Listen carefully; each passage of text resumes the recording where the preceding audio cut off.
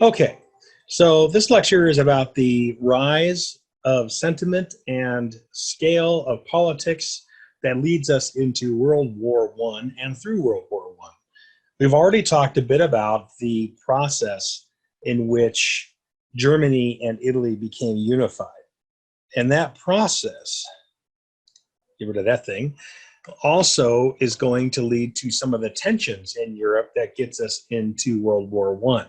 So we've got a united Germany, we've got a united Italy. Germany, of course, is ruled under the Prussian flag with Kaiser Wilhelm at the fore.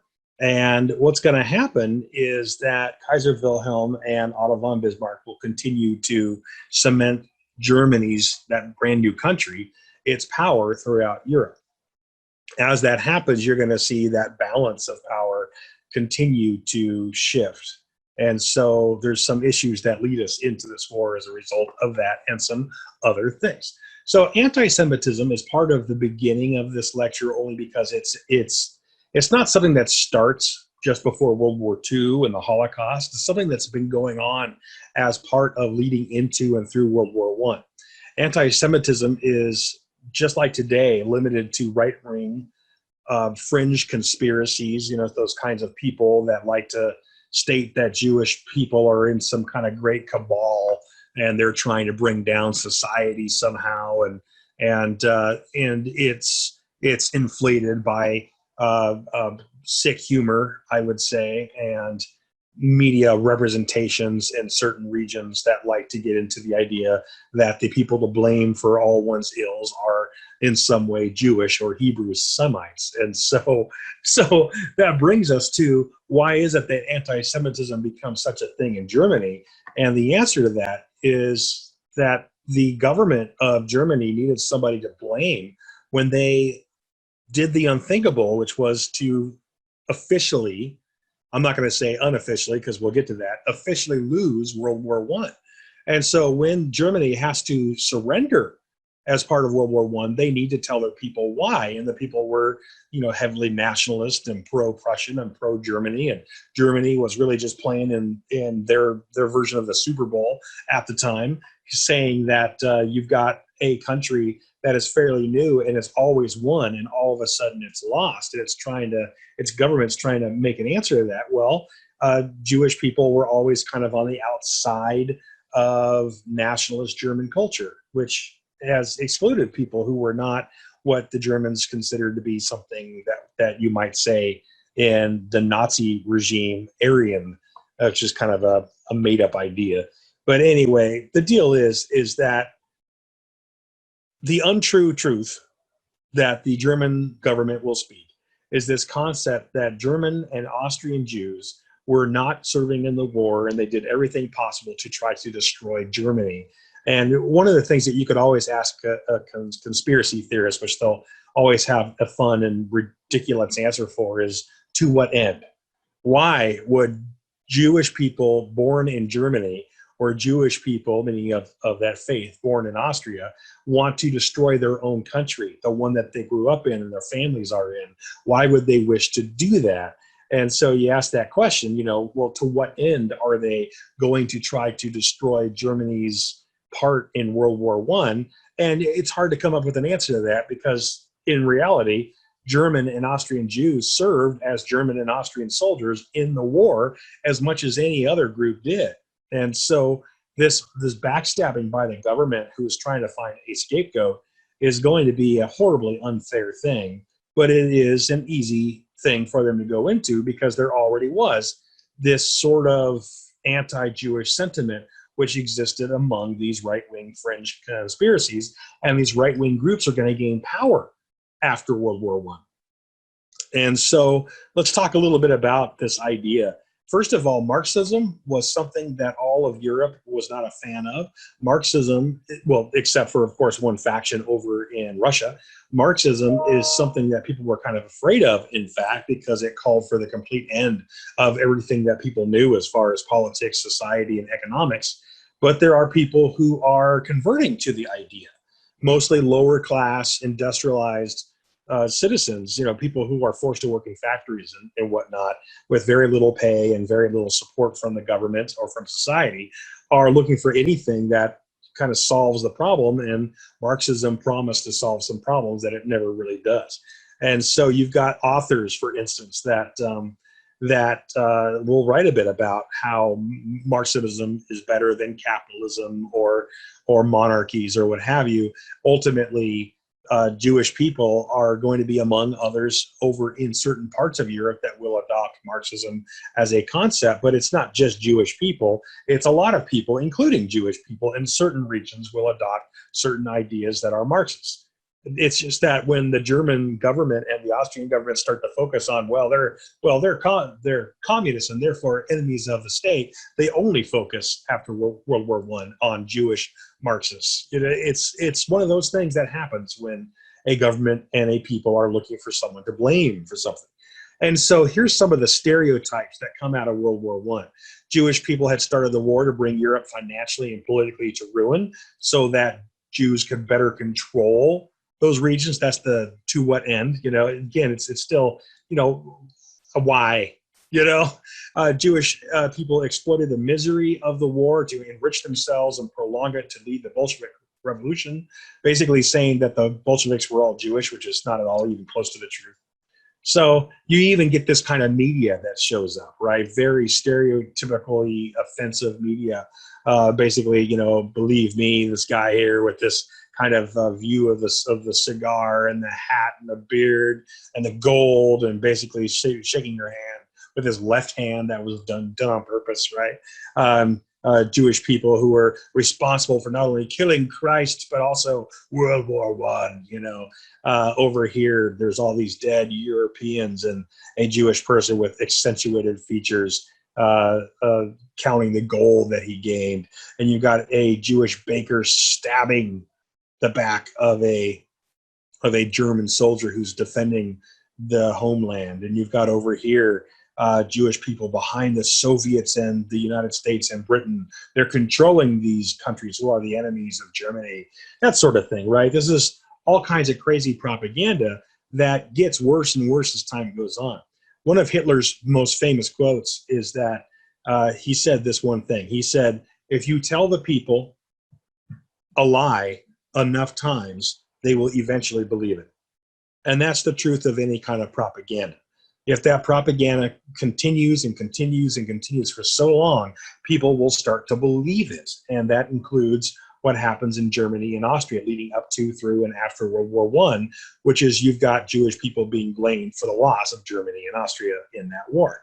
A couple of authors that were writing a bit that leads us towards this kind of viewpoint in this war, towards the fermentation of fascism and all that too, or just these kind of national governments that wish to fight each other. Nietzsche is one of them. He's somebody with some interesting ideas. He was born a Lutheran. He was a classics professor, had a mental illness because of complications surrounding syphilis, was an atheist, all right, and this guy, not to speak to something where I'm sure we have students that have been through classes where they've studied Nietzsche in depth, and this is very generalistic. He talks a bit about something called the moral horizon, which is something that leads into European society, especially in the upper classes. It says something like this: in the best civilizations, the moral horizon allowed the weak, the incompetent, and the stupid to be eliminated through the natural process. So he's of course qualifying somebody as the best civilizations, and basically saying that the societies that achieved the greatest things allowed people who were weak to be eliminated. Now, he's an atheist, which tells you he's about to give you a scapegoat, all right? Christianity, he says then, protects the meek, therefore society has decayed into a welfare state led by idiots. Basically, he's saying that Europe and maybe even the rest of the world are governed by fools because those fools are Christian, and Christians support weak and meekness. And so he's, of course, calling for the fact that we need to make a big change that's going to get rid of this. Well, that's just a guy talking, right? He talks about this as well. So society needs to erase Christian morality to allow moral masters to rise. what you're going to see as we enter into the late industrial period is that you're going to have more people believing what Nietzsche believes after reading Nietzsche. And these are the same people. You have all these factions. I really should have another isms lecture, and we could actually get into all these other newer factions that get into radical beliefs. The Nazis were one small one that was rising up at the time, but you've also got these guys who are into this atheist Nietzscheism, which has to do with this anti-moral, moral, or the anti-weakening of the moral horizon through Christianity. So this is an interesting place to go. He talks about democracy, socialism, and communism. All of them are bad, right? So sowing this kind of nature of anger amongst a certain class of European. We go further into this. Christianity, according to Nietzsche, turns our human drive into an evil desire. Says that our natural human drive to compete and to be better than those who we compete against to achieve great things is evil if you believe in Christian morality. And he says that this leads man to hate himself because he's no longer following his natural desire, and therefore that leads to all of society's suffering. For no man can strive for individual greatness and boldness without overwhelming guilt and fear of hell. So this guy's an atheist who's writing a lot of books about why it's good to be anti-religious in general, right? Which kind of beats up the moral concepts that Europe has lived within for a long time. A couple of things that Nietzsche talks about. Men should withdraw from society and public responsibility. He talks about the need for there to be an apocalypse that can destroy the herd of basically Christian weaklings, right? I wonder what he would have thought of COVID. He advocates eugenics, the idea of selective breeding. There's lots of leaders, even in America, that believed in this idea. He tells us not to care for others. Okay, these are suppositions based on a lot of his writings. So there's more depth to every one of these that I've made very short here on the screen. Here's the thing. When somebody does something like this, when somebody writes prolifically about the idea that we need to have some kind of apocalypse that thins the herd, and that we need to not care for other people because we need to get back into the state of human competition, and we need to breed out the bad people from our society, that sort of thing. When you start to do that, you give a philosophy to people who will abuse it, meaning turn it into government policy. Hitler, as a young man, loves Nietzsche, reads a lot of Nietzsche, and believes the idea that the ideas that Nietzsche puts forth. When Hitler becomes, after World War I, becomes a member of the German government, he's going to use a lot of Nietzsche's writings, along with many others, to basically create the idea that the German Aryan people need to do all of this or promote all of this, along with Hitler's belief in, of course, anti-Semitism that has been very much proliferated throughout Germany through and since World War I.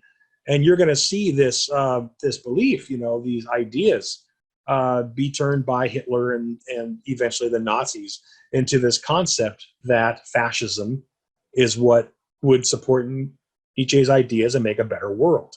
And the Nazis really thought that that's what they were doing, was making a better world based on the ideas of, again, Nietzsche and others. I think it is funny, though, if you really study Nietzsche, he would probably have hated Hitler. But regardless of that, Hitler loved Nietzsche.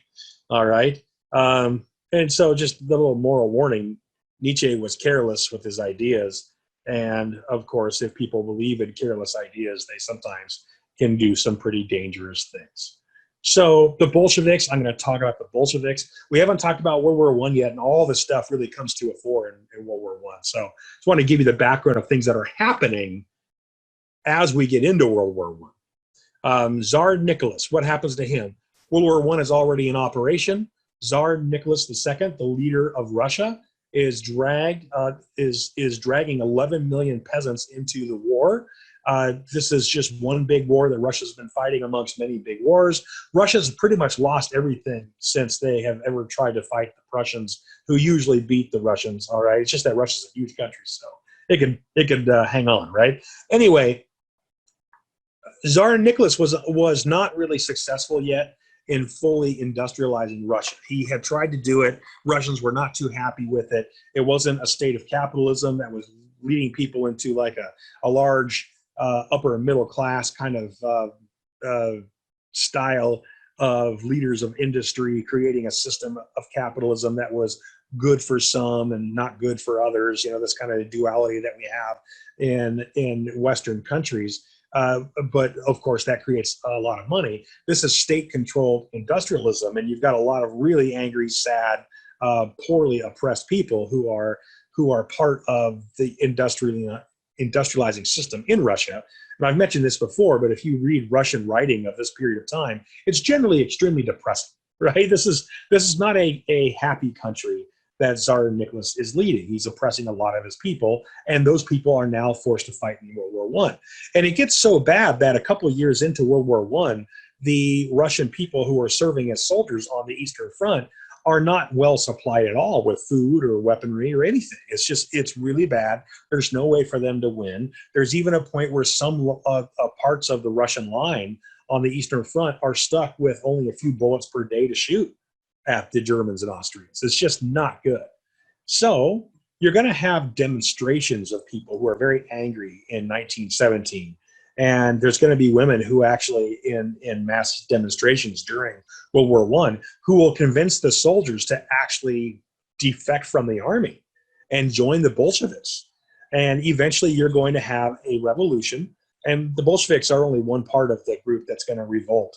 You're going to have a revolution of various factions who will overthrow Tsar Nicholas and destroy his entire family. The entire family, yes, including Anastasia, are going to be shot out back behind the palace. And the provisional government set up by the revolutionaries is going to fail. And that's when the faction called the Bolsheviks actually steps in and takes over. The Bolsheviks were Marxists. This mass demonstration here that we talk about was not Marxist. It's just that their government fails, and so the Bolsheviks take over, led by that guy named Lenin. And so in the Winter Palace, you've got them creating a new government, right? November 6th through 7th, that's when they take over and replace the general revolutionary government of Russia, which does not last for long. It's from February to November is how long the revolutionary government lasted.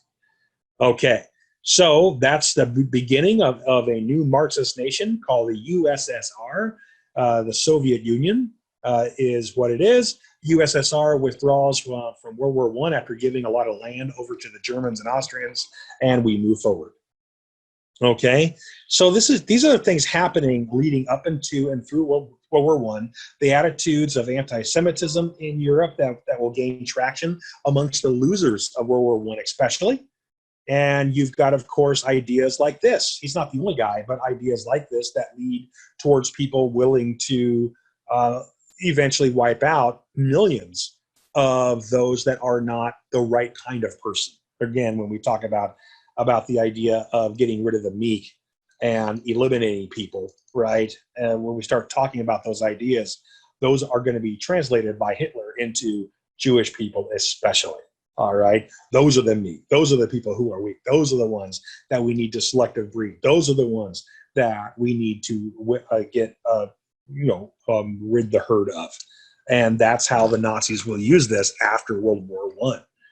Okay, so then the Bolsheviks we talked about. So that moves us into the war. Let's talk about what World War I is. We have a whole class on this that we offer every few years. I'm hoping to start doing it again, probably around the spring. But right here, World War I, what happens? In brief, first of all, we're in a time where Europe is full of all these four things. These are the four undescribed causes of World War I. Everybody, all of Europe, major industrialized powers, okay, all with colonies that are bringing in lots of money and resources, which also results in lots of large militaries, because those militaries, we start here, have to control their colonies, right? So you have these massive militaries. Then you've got nationalism, which we've already talked about in the last lecture, which is now a big part of Central Europe. And we have alliances because all the major nations of Europe have formed alliances to try to protect each other in a time where it would just take one small match to light a powder keg that would send all of this into war. Okay? So we come back to this. I want to give you some background. We have this here, which is Africa, and you'll notice the power play here. The after 1884, and you notice the Germans even have territory here now, right? The Germans have colonies in Africa. The British have a good portion of it. The French have some, right? All of this region here, right? The Spanish even still hold on to a colony into the period, okay? The only colony, by the way, that is actually destroyed by, or meaning fought off by the locals is going to be this one. You notice the Italians have this colony, the Italians have this colony, and the Italians have this colony too called Ethiopia. And the Ethiopians actually managed to defeat the Italian army, and they kicked the Italians out of Ethiopia. Italy is going to have this happen just as we lead up into World War I, and the Italians will be neutral through World War I, but they're going to be seen as kind of the big losers here by the big boys club of colonizers, because Italy actually lost a colony. And so Ethiopia is the only free country in all of Africa. When we get to World War II, this is why Mussolini sends an army right into Ethiopia just before World War II, which helps to set off the entire war, because he wants to prove that the Italians are now better and can be good colonizers and all that. It's this crazy story. But I wanted to show you that, right? And then here's the globe with all the different colonies all over the globe, which includes all the same countries here, also have colonies all over the world. And the U.S. is even part of this, right? And so there's all these colonies all over the world. Here's also the U.S. colonies of the Philippines. And these colonies are all part of the global array of tension between all of these dudes right here, all of these guys, because they're all looking for resources that they're getting from all these colonies. Everything's been stable since roughly the 1870s. There hasn't been much going on. We're leading into nationalism and pride. We're leading into a period where some of these nations are looking to make a change, and that includes things like more resources for themselves, right? And we're moving into a period of war after a good long time of tense peace. And so the main players that will get into this war, and we'll talk about how that happens, are the Allies and the Central Powers. The Central Powers, of course, are Central Europe. That's Germany, Austria-Hungary, and in this case, it's going to also be the Ottoman Empire. They're going to join in mostly because they're looking for some partners in Europe, and Germany and Austria need what the Ottomans have, which has to do with fuel oil, especially. Allied powers here, these guys are going to be, of course, Britain, and it's going to be Russia and France, and eventually the United States. Right? So these are all the guys that join in to fight against the Central Powers when this war starts. And these are the guys that fight against them. So how does this whole thing start? What is the immediate cause that leads us into World War I? What you've always been told is true. It's just that the story is much more, the backstory is much more interesting. This guy is the Emperor of Austria-Hungary, the Empire of Austria. And this guy and his wife are in a motorcade in Serbia, where a group of people called the Black Hand are looking to murder him as an assassination, and they do. All right, it's kind of a long story, but why does that happen? How does this go forth? It's 1908. I take us to 1908. Austria is starting to expand. It's expanding and taking countries that are part of the Slavic states that everybody is kind of left alone. The thing is that Serbia, Bosnia, Herzegovina, excuse me, I can't speak today. These countries, these Slavic states, I'll show you a map of them, are more aligned with Russian culture than they are with anybody else's. That's just the nature of their relationships over the past, maybe 800 years. And so Russia is really angry and threatened by Austria's expansion into a sphere of influence that's, the Slavic states that they consider to be theirs. And so the Russians are going to react to this, not by raising up an army and going to war against Austria. That's kind of the last ditch chance to do anything, is to go to war. What they're going to do is they're going to what I call pull a Putin, which in reality Putin's pulling this. The deal is that Russia is going to do what it's really good at. it's going to sow discord around the European world. And especially in Serbia, which was this large nation along the Black Sea that is kind of anti-Austria, but pro-Russian. And the Russians really don't want the Austrians annexing Serbia as part of their growing empire. So the Austrians are going to notice that there's these people in Serbia raising up an anti-Austrian sentiment. Those people are Russian spies. The Russian spies are helping through any media possible and any meeting that they can have with radical groups that they can to raise up the people into anger against against the Austrians. And so in Serbia, which was pretty quiet and possibly willing to do some sort of partnership, at least the government was, with Austria, the Serbian people get increasingly belligerent against Austrians and Austrian culture because the Russians are in there basically fermenting anger against the Austrians, all right? So Archduke Ferdinand in Austria is going on a goodwill tour, and he's trying to convince the Serbian people that he's a nice guy and Austria is going to treat Serbia really well and all these things. And so he goes into Serbia, and it's 1914. Okay, that's the year that the war starts, and he goes in there when a Russian-supported anti-annexation radical terrorist group called the Black Hand, with the leader Gavrilo Princip, is going to actually ambush and kill Archduke Ferdinand while he was on a parade. The story gets much deeper than this, and some of you probably know it, where the assassination attempt mostly failed and was carried out on accident, almost. Not on accident, but was carried out at the last moment, where the situation was sort of an accident. But feel free to ask me more about that during office hours if you'd like on Fridays. I think it's a fascinating story. But Gavrilo Princip manages to kill Archduke Ferdinand. What that means is that now, this Russian-backed terrorist group is going to give the Austrians an excuse to get reprisals. And so the Austrians are going to immediately declare war on Serbia and send in their army to put down radical terrorism. Okay, does this sound familiar? Because this sort of thing has happened in recent times. So let me show you what we're talking about, all right? We're talking about Austria-Hungary right here. We're talking about Serbia, that looks like a Stone Age dagger shoved into the belly of Austria. No wonder the Austrians wanted it. But also remember, the Austrians are trying to annex Serbia, Romania, and Bulgaria. The Austrians are trying to make their empire this much bigger because then they would have access to the Black Sea. They'd have access to the Mediterranean and other seaports that they don't have yet, right? And this threatens the Russians, who have always seen Romania, Bulgaria, and Serbia as buffer states that protect them from the Austrians, which have been pretty powerful, and the Russian army usually has been not as strong as the Austrian army.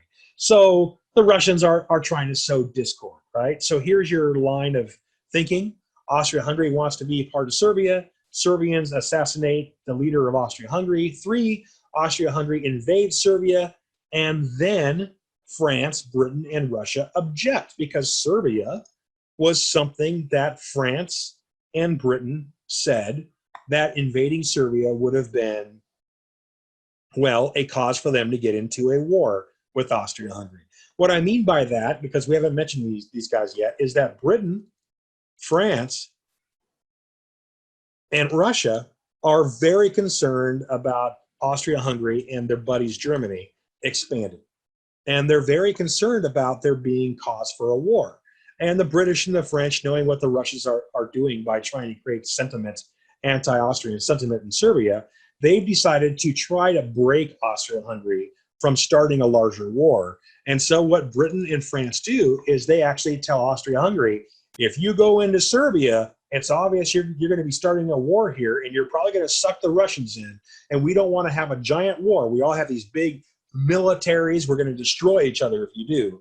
And so Britain and France were hoping, by giving an ultimatum to Austria-Hungary, that basically they would keep Austria-Hungary from basically seeking revenge and their excuse to going into Serbia when the leader of Austria-Hungary was assassinated on his parade in Serbia.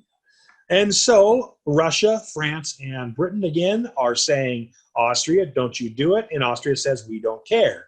And they send their army into Serbia, which means automatically two things happen. France, Britain, and Russia all declare war on Austria. And then Austria's biggest ally, Germany, immediately declares war on Britain, France, and Russia on its own side. And so we now have the beginning of the Central Powers going to war against these guys. Now, this was never supposed to turn into a long war that would kill millions and millions of people. That's not what this was supposed to be. The powers of Europe basically saw this the way that they saw all their other wars that we've already talked about, where Italy is playing powers off each other to get stuff, and France is fighting against the Prussians a little bit along the border for Alsace-Lorraine and that sort of thing. This was never supposed to turn into this giant war.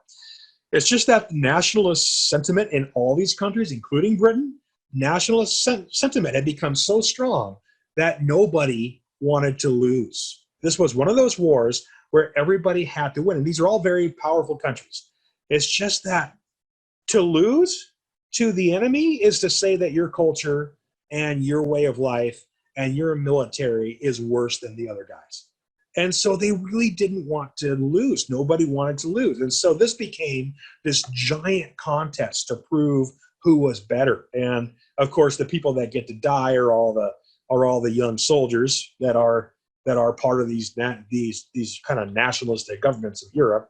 And it all starts because Austria-Hungary wants to annex the Slavic states here. Russia gets involved with this propaganda campaign and creates terrorist groups through that campaign that then kill the leader of this country. And now we have this large war on that is very strange because, again, it wasn't supposed to turn into a giant war. Just that nobody really realized how many soldiers were going to be mobilized for this thing, okay? And, of course, we have technology that didn't exist in all the other wars before. What do we have? We've got airplanes, mostly flown by nobles as if they were cavalry again. We've got poison gas being manufactured that can be used on the front lines. We've got machines like tanks and armored vehicles, which we've never seen before, that can carry on destruction in a way that has never happened in the history of warfare. We've got machine guns, kind of the newer version of a type of Maxim gun that you saw used in the colonies. Never used it against other Europeans, but now it's going to be used against them here. Right? We've got the ability with machines and millions of people on the front line to dig trenches when the actual battles continue going for so long and are so horrible with the massive cannons and the planes dropping bombs and all this stuff, right? We have people digging trenches to protect their plot of land. And these trenches are hundreds of miles long. And there's millions of people serving in these trenches. And so this war is just going to basically go way too long because of, the pride that people have, and also the technology that people have, and finally, the population, just so big. We have the U-boat, which, of course, is going to be the German, it's really the German secret weapon here, right? It's to send out the U-boat that nobody really spent time on because the Germans can now sink Allied shipping, which will keep the Allies weak. We'll talk about that. So we're making this war not as long as I would make it in my World at War class, but for 3 years, both sides in Eastern and Western Europe fight from hundreds of miles of trenches, but neither can gain on the other because they all have so many people. Okay, I think Germany had something like 8 million people that was able to join the war in the first year, and the French had about 4.5 million. Who were not quite ready for what was coming. And the British had something like 2 million, and then they're going to increase. They started with 400,000 and then increased to several million over the course of the war. Okay? The stalemate is that they're all just as powerful as each other, and they all have this hunger to prove who's the better country. And finally, the Russians pull out of the war.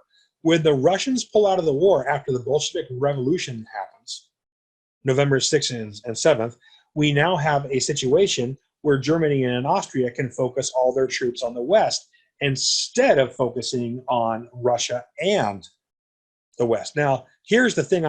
In this I need to explain this. Don't get too excited. Britain and France are doomed. That doesn't mean that they're going to lose and be occupied by the Germans and Austrians. That wasn't the idea. So I'll explain that in a second. So right here, the deal is that when the Russians pull out of the war, Germany and Austria no longer have to have troops here, and so they can send all their troops over here. After 3.5 years of war where millions die, are Germany and Austria's troops tired? Yes. Are France and Britain's troops tired? Yes. Are the leaders tired that this war is going on for so long? Yes. Are they willing to give up so that they can save lives and end the war? No. And so that's where we're at. This part of the war, when I say that Britain and France are doomed, what will happen is if the British and the French surrender, they're not going to lose their countries. That's not the deal. What will happen, because that's just not how the Europeans fought. What will happen is that if Britain and France surrender, they're going to lose this entire region, which is Belgium. The Germans will take Belgium. And they'll take a little more territory right here along the Rhineland. Obviously, Italy, which is not fighting in the war, is going to be on its own.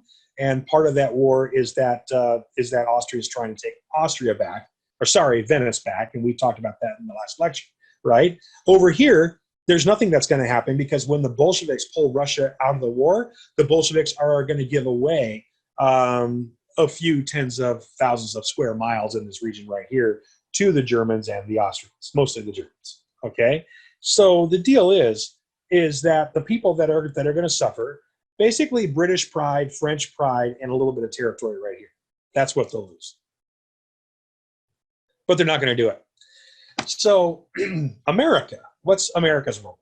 America is sympathetic to both sides. The Germans are the largest, newest ethnic group in the United States. Germans who have been leaving Germany either because of the war or because they're looking for opportunity in American industry, right? And you've got a problem, though, is that America is going to have loaned, through J.P. Morgan, still around, billions of dollars of hardware for England to help the Allies. Now, America, when the war started in 1914, was selling supplies, because we have our industries and we're going to make money from this, are selling supplies to all sides. Eventually, the United States does pick sides with our old allies / enemies, cultural, heritage guys, which are going to be the Germans and a little bit the French. Oh my gosh, did I just say that? Are going to be the British and the French. Sorry. And so the deal is that America is making a ton of money, or is about to, because they're loaning a ton of money to England, which is giving, that money and all the supplies that we're sending to their troops on the front lines. Now, how does Germany try to stop this? It goes back to that thing, the U-boat, right? Germany is going to do a great job using its U-boats to sink American cargoes that are on British ships at sea. And so these U-boats are considered the way to save Germany and Austria, because they're keeping American supplies, and truly Canadian supplies, from arriving on the front line. And they're very effective. The only way to stop the U-boats is you have to have a large Navy out there that's hunting for them, dropping depth charges and all that. And really the British Navy's tied up fighting against the German surface ships from time to time. They're not really going to go out and fight the U-boats. So that's an issue. As of this point in 1916, 15 and 16, American ships have not been sunk, really, not except on accident by U-boats. And it's because, American cargoes have been lost. And what I mean to say is that American cargoes are on British ships, and so the U-boats are sinking British ships carrying American supplies that are going to Europe. And that's how the Germans are really trying to win the war at this point. Well, we go further. Something about the U-boats, I say here something about chivalrous U-boats. Before 1915, German U-boats were fighting by old codes of honor. And so what they were doing was they would actually go up to a merchant ship that the British had or the French had, and the U-boat would surface. And the U-boat would tell the merchant ship that it needed to evacuate its crew within a certain amount of minutes, and then that ship would be sunk so that those supplies that ship was carrying would not make it to the front lines. And that's just the war. Well, eventually what happened is the British started putting guns on their merchant ships. They were hiding guns on their merchant ships. When they were doing this, what ends up happening is, of course, the Germans will surface and the British will suddenly uncover their guns and start shooting at the U-boats, destroying them or damaging them. So what ends up happening is the British, that unique plan to defeat the U-boats ends up backfiring on them, because now the U-boats can stay underwater, and by the rules of war, they can treat merchant ships that have guns on them as warships. And so the U-boats stay underwater, sinking warships. And the British don't have subs, so they're not able to combat this too well. They don't have many, is what I mean to say. Now, something interesting happens. One of the British passenger liners that's been converted into a cargo liner for the war is in New York Harbor. It's called the Lusitania. It's on it, and it's going to be shipping out on May 1st. This ship, all right, this large passenger liner, a little smaller than the Queen Mary. This ship is going to be carrying cargo and people, passengers, to Britain. Now, this is supposed to be a neutral ship. This is a passenger vessel, and it's going to be carrying Americans on it and British on it and all kinds of people. And it's going to be carrying immigrants and business people and rich people to go do business and all that, right? This is not supposed to be attacked. But the Germans, who have gone to unrestricted submarine warfare, also published notices to warn the American public. I'm going to read this because I think it's amazing. It's put out by the Imperial German Embassy in the United States. Travelers intending to embark on the Atlantic voyage are reminded that a state of war exists between Germany and her allies and Great Britain and her allies, that the zone of war includes the waters adjacent to the British Isles, that in accordance with formal notice given by the Imperial German government, vessels flying the flag of Great Britain or of any of her allies are liable to be to destruction in those waters, and that travelers sailing in the same zone on ships of Great Britain or her allies do so at their own risk. This is the warning given to people, including Americans in New York Harbor. But Americans, being Americans, just kind of assumed nothing would happen to them. And there were a bunch of, several hundred Americans that got on board this thing, along with other people, British passengers and stuff. And this thing takes off, and right off of the coast of Ireland, a German U-boat sinks it. And here's your headlines the next day, right? May 2nd, 3rd. And so the Lusitania is sunk. A number of Americans die on it, and this is going to lead to a lot of anger amongst the American public, who thinks that it's unfair and dishonorable for the Germans to be using submarines under the water. Now, the Germans don't want the Americans to join the war, so for a little while, the Germans are going to go back to using their submarines on the surface as boats, as gunboats, to kind of surface and then let people get off the ships, and they're risking themselves by doing that because the British keep putting guns on their passenger ships. All right. So there's this thing called the Sussex Pledge, because America was so outraged, where Germany promises to stop unrestricted submarine warfare against non-military ships. The reality is that the Germans only do that for a few months and go right back to unrestricted submarine warfare, which will continue to anger the Americans. By the way, something the British are going to do during this very time is on British passenger and merchant ships, the British, who are now ready for their ships to get sunk by U-boats, are always prepared. And what they would do is they carried cameras with them, those kind of hand crank video cameras. And the British crews, whenever they had them, if their ship was hit by German U-boats, they would actually raise the American flag on the flag mast on those ships and get into their lifeboats and be filming or taking pictures even of the American flag sinking beneath the waves after a ship had been hit by a German U-boat. Propaganda, it's a brilliant move. This is going to happen, and this is called the Zimmermann Note. The Zimmermann Note is when German Foreign Minister Arthur Zimmermann is trying to find a way to make sure the United States stays out of the war. I got to go back to this slide real quick, okay? America is socially not interested in joining the war. Politically, America is very interested in it. President Wilson and some members of Congress are very interested in going to war to support our allies. However, most Americans, most voters, and most of Congress is not at all wanting to go to war to support a effort that they consider to basically just be a giant cockfighting match between the nations of Europe. It's a European problem, people would say.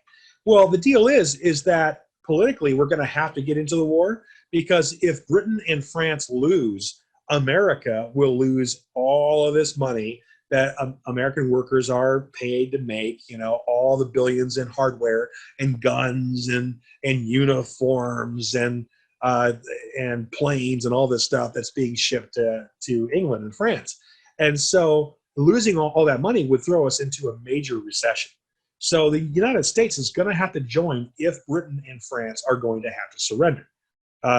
Because we would lose so much. So again, I need to go back to the map and say that Britain and France were never in danger in this war of losing their countries. They were in danger of losing their pride and probably their governments, who would be overthrown by their people for getting them into this thing in the first place and then losing. And then the other thing that would happen is that Britain and France would not be able to pay their debts to the United States. And so the U.S. is very conscious of what's going on here.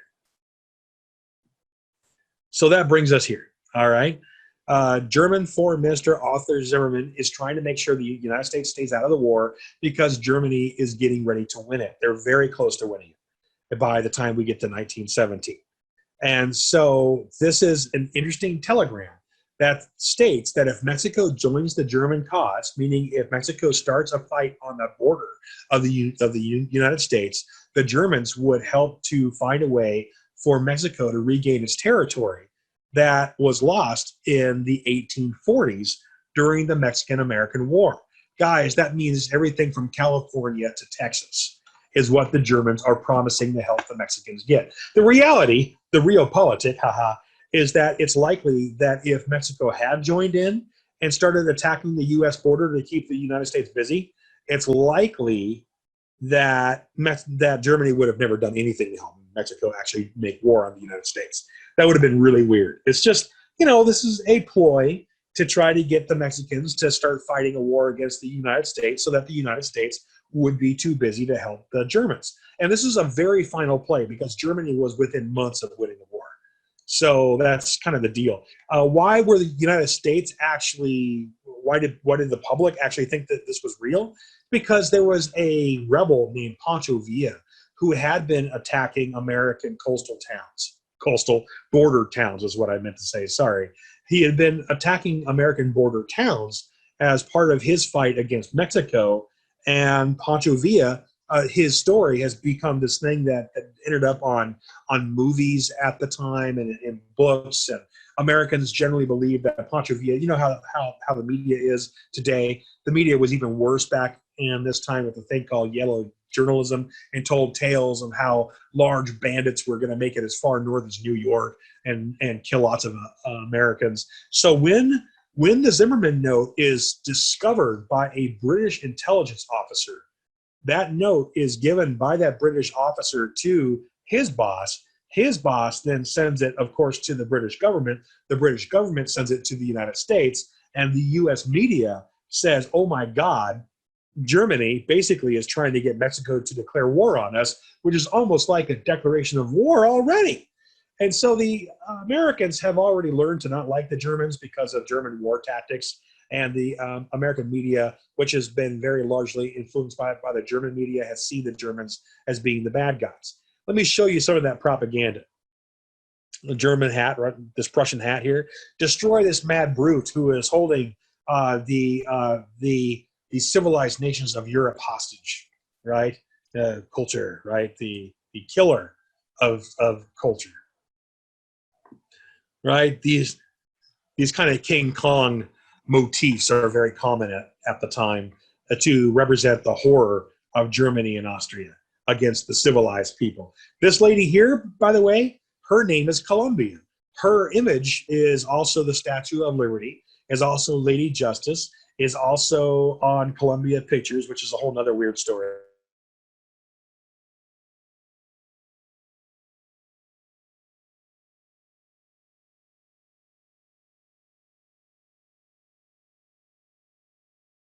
story. You see, we also have Uncle Sam, who is all about the American propaganda leading towards a declaration of war.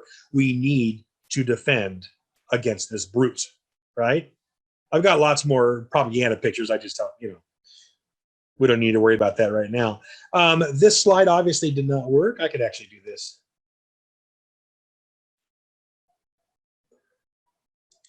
I'll just do it like this with you, where I just show it to you. There's Pershing, who is in charge of U.S. forces.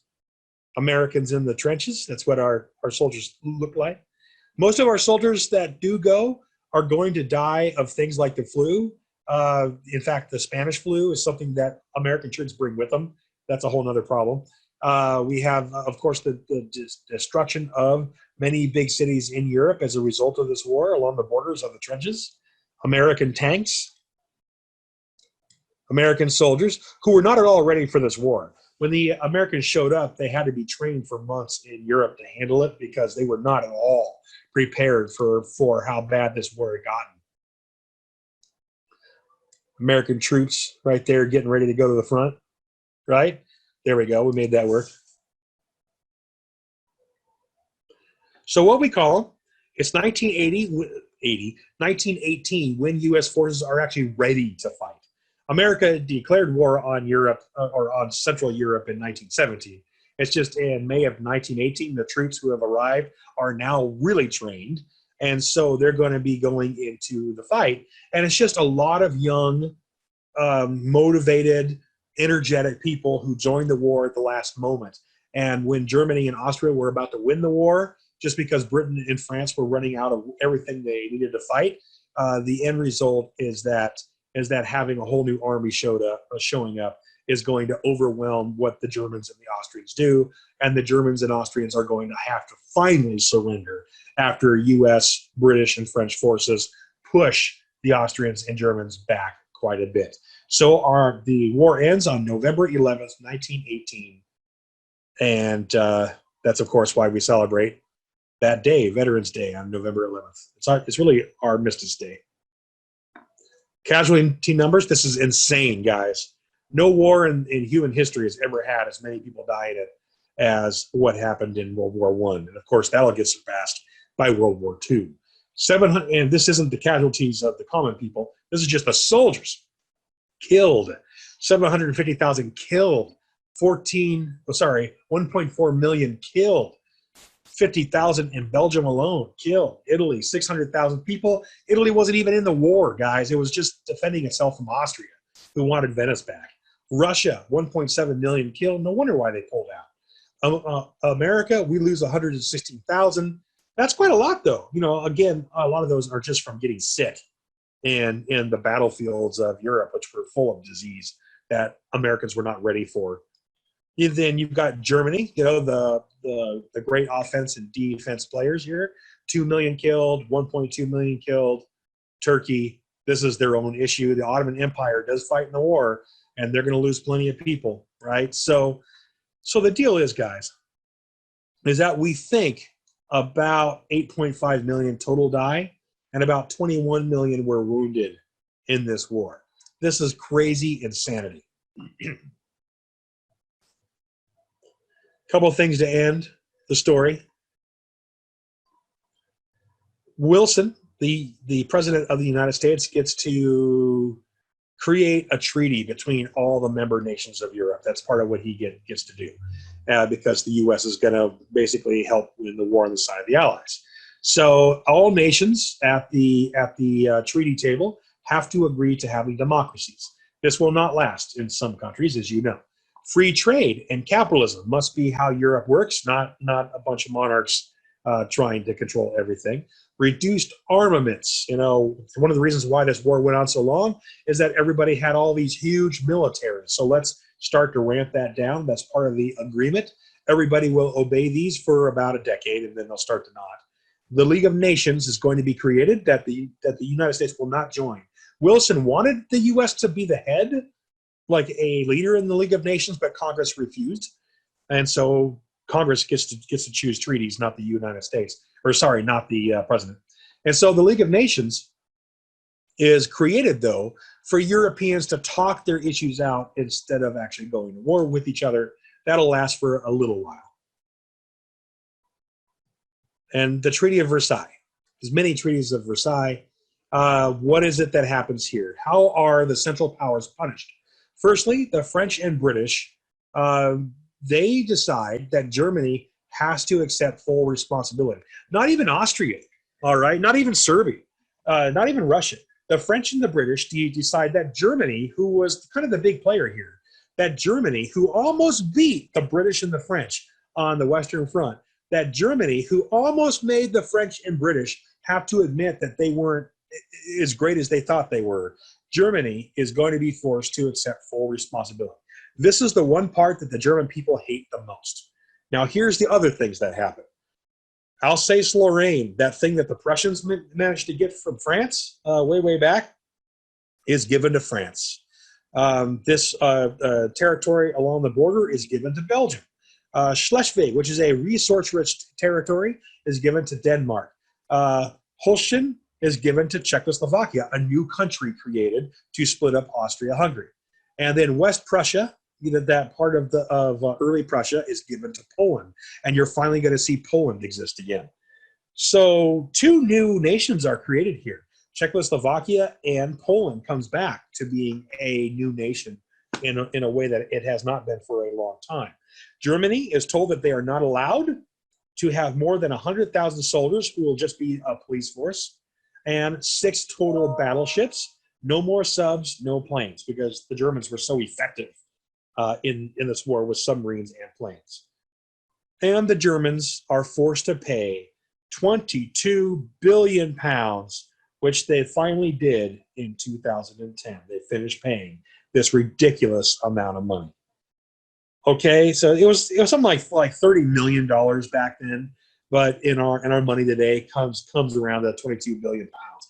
Anyway, the deal is, guys, is that this is a ridiculous way to treat Germany at the end of the war, when everybody was really just as culpable in this war in Europe.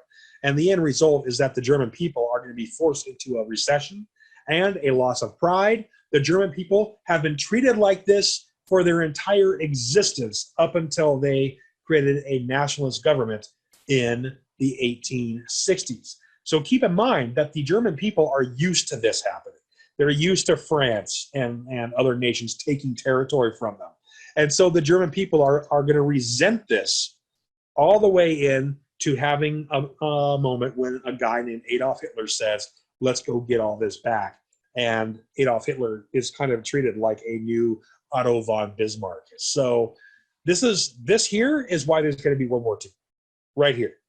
The other issues like anti-Semitism and Nietzsche and all that stuff, all those are side issues.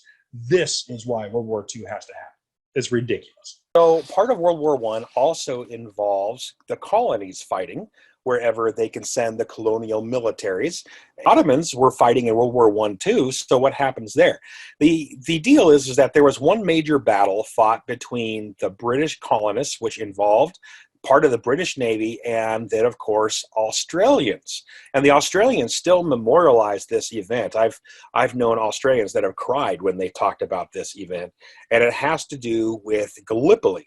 The idea was that there was a hope that the Ottoman Empire was so weak that maybe it would be possible to actually invade the Ottoman Empire from the coastline from north of Australia and attack and capture maybe one day Istanbul. That was going to be part of the war if the British had their way. The end result, of course, is that Turkey wins, or the Ottomans really win, and this is the one major thing that the Ottoman Empire does win. They defeat mostly the Australians, who were trying to gain a foothold at this one place that's nicknamed Gallipoli.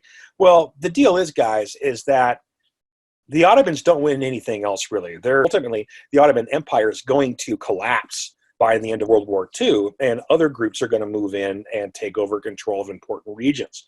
There are German colonies in Africa, so of course the British Empire is going to send extra naval units and soldiers from various colonies to go and attack the German colonies, which they do, and they capture that. The British will capture Palestine, which will eventually become Israel. Let's see. Finally, this is a huge event that we cannot not talk about, the Armenian genocide. This is what happens is that when a society starts to fall apart, people need scapegoats. I mean, here we are with COVID, and people are blaming governments, and people are blaming liberals, and people are blaming conservatives, and it's right. You know, there's people blaming everybody, and we've only been in quarantine for a month, right? Imagine something bigger. Imagine if your country was actually collapsing. Imagine that your government was disappearing entirely, and then what happens is people start to look for scapegoats, like the Germans found a scapegoat in Jewish citizens. And about 1.5 million Armenians, all Christian, are going to be killed by the Muslims that are a part of the Armenian culture in the Ottoman Empire.